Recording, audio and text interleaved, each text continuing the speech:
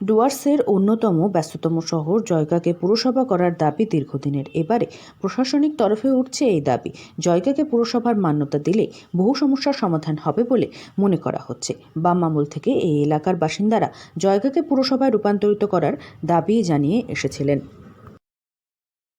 देखिए जयगांव एक ग्राम पंचायत है और ग्राम पंचायत में एक कैपेसिटी लिमिटेड होता है और इसी चीज को मद्देनजर रखते हुए हमारे जिले के चेयरमैन हमारे गंगा प्रसाद शर्मा जी, प्रकाश सिंह बड़ाई जी, सभी लोग लगे हैं कि हमारे जयगांव को म्यूनिसिपैलिटी करने के लिए शायद हम लोग आशा करते हैं आने वाला दिनों में बहुत जल्द जयगांव भी म्यूनिसिपैलिटी होगा। और বাম আমলে তৎকালীন পুর ও নগর উন্নয়ন মন্ত্রী অশোক ভট্টাচার্য জয়গাতে এসে জয়গাকে পুরসভায় রূপান্তরিত করা হবে বলে আশ্বাস দিয়েছিলেন। পরবর্তীতে 2015 সালে মুখ্যমন্ত্রী মমতা বন্দ্যোপাধ্যায় জয়গাতে এসে জয়গাকে স্মার্ট সিটি এবং পুরসভা করার কথা জানিয়েছিলেন, কিন্তু আজ অবধি জয়গা পুরসভায় রূপান্তরিত হয়নি। এরই মধ্যে ফালাকাটা পুরসভায় রূপান্তরিত হয়েছে।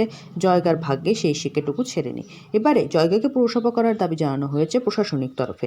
জানা গিয়েছে রাজ্যসভার সাংসদ প্রকাশ সিং বড়াইক এবং জয়গা উন্নয়ন পর্ষদের চেয়ারম্যান গঙ্গা প্রসাদ শর্মা বিষয়টি নিয়ে কথা বলেছেন মুখ্যমন্ত্রীর সঙ্গে।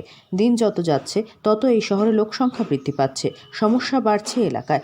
গ্রাম পঞ্চায়েতের কাজ চ্যালেঞ্জিং হয়ে উঠছে। এর আগে জয়গা এলাকার যুবকদের যৌথ মঞ্চ জয়গাকে পুরসভা গড়ে তোলার ডাক দিয়ে আন্দোলন শুরু করেছিলেন। এবারে প্রশাসনিক তরফে জয়গাকে পুরসভায় রূপান্তরিত করার দাবি উঠছে।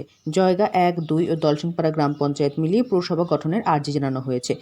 জয়গা 2 গ্রাম পঞ্চায়েতের উপপ্রধান ফুরবা লামা জানান, জয়গা সীমান্ত এলাকা, উন্নয়নমূলক কাজ তবুও নিজেদের এখতিয়ারে যতটা সম্ভব করা হচ্ছে, কিন্তু বর্তমানে পুরসভা হওয়াটা খুবই জরুরি। শিক্ষা, স্বাস্থ্য সব পরিষেবার জন্যই পুরসভার প্রয়োজন রয়েছে বলে জানালেন ফুরবা লামা।